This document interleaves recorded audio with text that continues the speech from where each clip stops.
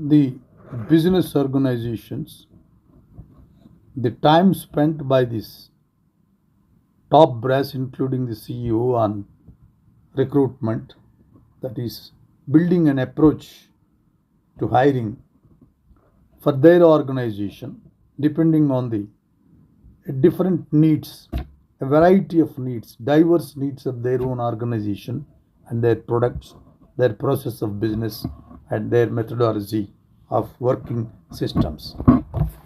Business have never done as much hiring as they do today. The business has never spent much money doing it as it is doing now. And they have never done a worse job also. For most of the post World War era, large corporations went about hiring this way. Human resources experts prepared a detailed job analysis to determine what tasks the job required and what attributes a good candidate should have. Next, they did a job evaluation and determined how the job fit into the organizational chart and how much it should pay, especially compared with other jobs. Several posts and applicants were in applied. The task of sorting through applications is a big problem. That included skills tests, reference checks, maybe personality and IQ tests, and extensive interviews to learn more about them, the people whom they want to recruit. The organization man, William White, described this process as going on for as long as a week before the winning candidate was offered the job. The vast majority of non entry level openings were filled from within. Today's approach could not be more different. Census data shows, for example, that the majority of the people who took a new job last year were not searching for one. Somebody came, got them. Companies seek to fill their recruiting funnel with many candidates as possible, especially passive candidates who are not looking to move. Often employers advertise jobs that do not exist, hoping to find people who might be useful later on in some other context for some other positions. This recruiting and hiring function has been identified as the most important function in an organization as far as its long lasting pattern, building systems, building a style, building a culture of their own organization according to the needs of their employees, building a long strata, a long term insight in building the culture of the organization. This function requires absolute attention of the intellectual bank, that is the top brass where think tank sits. It has to brood over quite a long time. It is required. Companies that still do their own recruitment and hiring, managers trying to fill open positions are largely left to figure out that the jobs require and that the ads should say. When applications come, always electronically, applicant tracking software, and clues through social media and several referral processes also. The big problem with all these new practices is that we do not know whether they actually produce satisfactory hires. Only about a third, one third of the very good companies monitor their hiring practices led to good employees. Few of them do so carefully, involving all seniors, onlookers, eminent managers, even when they are in service or not, utilizing their imagination and experience in assessing the people's capacity, even by seeing the faces and interacting with the people. Leaving all these most modern process and modern methodology of this IQ tests and all other things. Imagine we can A CEO asked how a campaign had gone, and response was, "We have a good idea how long it took to roll out and what it cost, but we have not looked to see whether we are selling more." Hiring talent remains the number one concern of CEOs in the most recent conferences, which in many places has been expressed. In fact, several CEOs feel that it is a very big headache for them in the organization. Then, where the problem starts, survey after survey finds employers complaining about how difficult hiring is.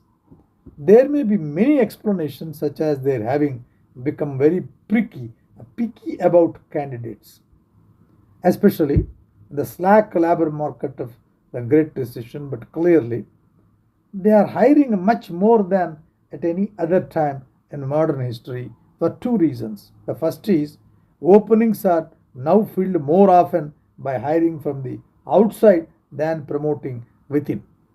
This is one point. Another thing is this less promotions internally means that hiring efforts are no longer concentrated on entry level jobs and recent graduates. If you doubt this, go to the careers. Job opening does not require a prior experience. Now companies must be good hiring across most levels.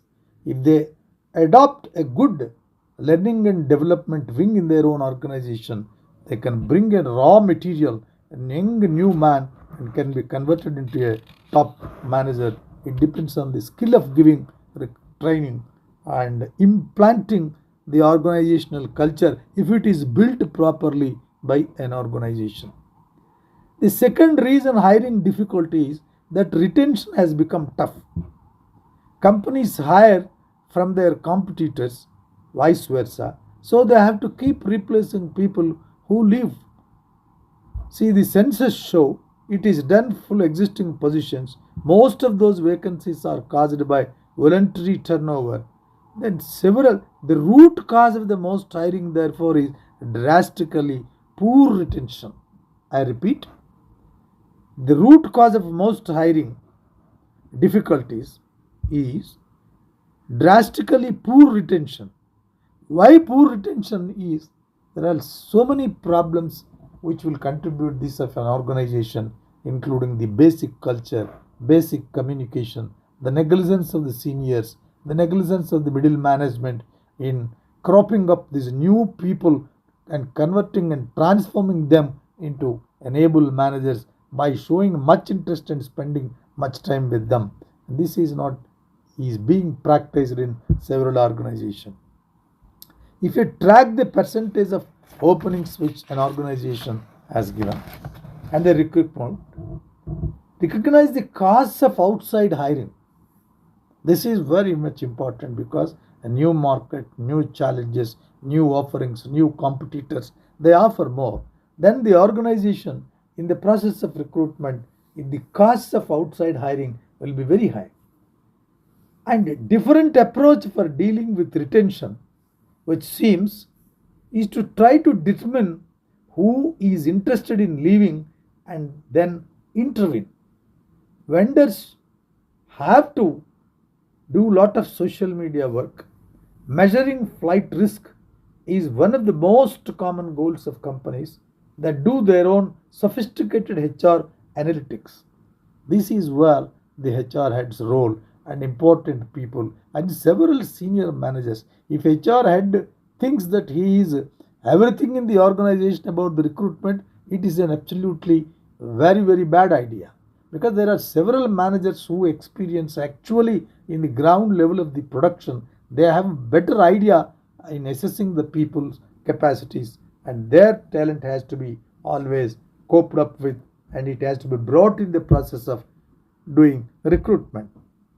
The hiring process, when we turn to hiring itself, we find that employees are missing the forest for the trees, obsessed with new technologies and driving down costs. They largely ignore the ultimate goal, making the best possible hires. Here is how the process should be revamped. I am giving few tips here how the HR process has to be revamped.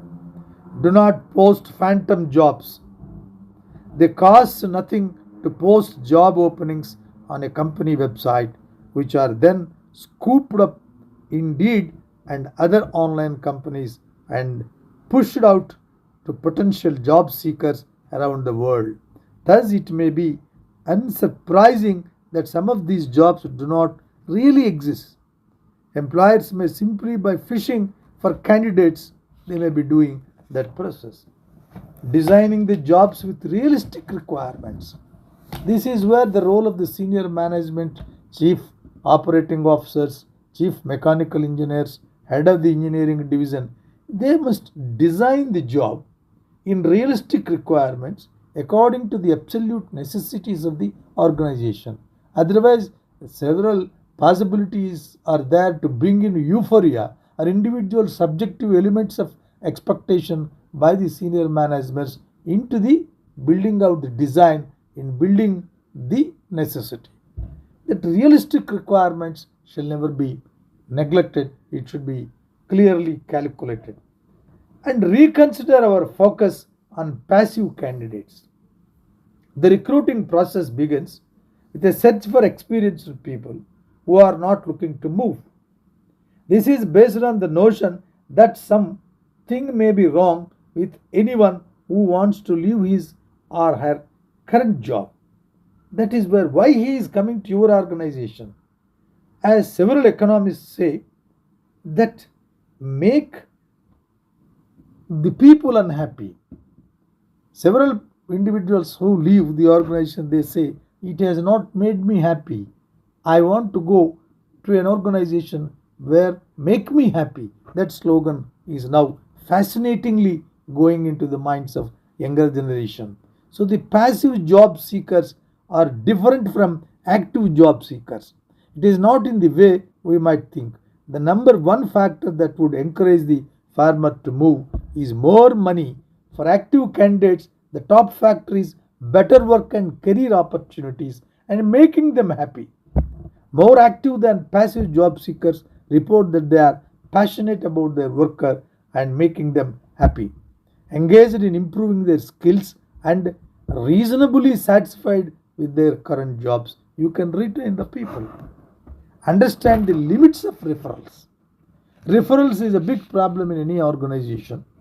The most popular organizations also face this problem through employee referrals.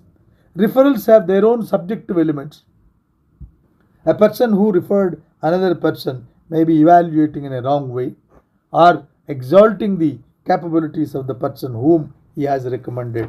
That is also a big problem that has to be thoroughly scrutinized by the senior management. Persuade fewer people to apply. In the process of application itself, we must pursue fewer people to apply. Much better to go another direction, create a smaller but better qualified applicant pool to improve the yield. Here is why every applicant costs you money, especially now in a labor market where applicants have started to ghost employers, abandoning their applications midway through the process. This is the real problem. This can be this can be faced only with the involvement of top to bottom several managers. Now coming to the testing process, testing candidates' standard skills. How to determine which candidate to hire, what predicts who will be good employee, has been rigorously studied at least since several decades. But no systematic clearly mentioned the ultimate panacea process in this particular part. There is a general agreement, however, that testing to see whether individuals have standard skills is about the best we can do. Can the candidate speak, communicate? Can he understand? Can he program his ideas? Can he program the work you have allotted into a palatable and practical implementation process? So be wary of vendors bearing high tech gifts. This is a very big problem surfacing. Into the testing, void has come a new group of entrepreneurs who either are data scientists or have them into, they bring a fresh approach to the hiring process, but often with little understanding of how hiring actually works. This problem has to be managed by the head of the HR by adopting several methodologies. Revamp your interviewing process. This is a very, very important thing. Revamping the interviewing process. After all, you should have a structured method and you should have a clear cut agenda, a clear cut model, what exactly you want, what you are expecting from the a new boy or an experienced employee whom you want to recruit in that position. Whether he is fitting into that position or not cannot be estimated purely by a HR person. He must be assisted by several eminent engineers. Recognize the strengths and weaknesses of machine learning models. If we do these things, definitely a recruitment process will be successful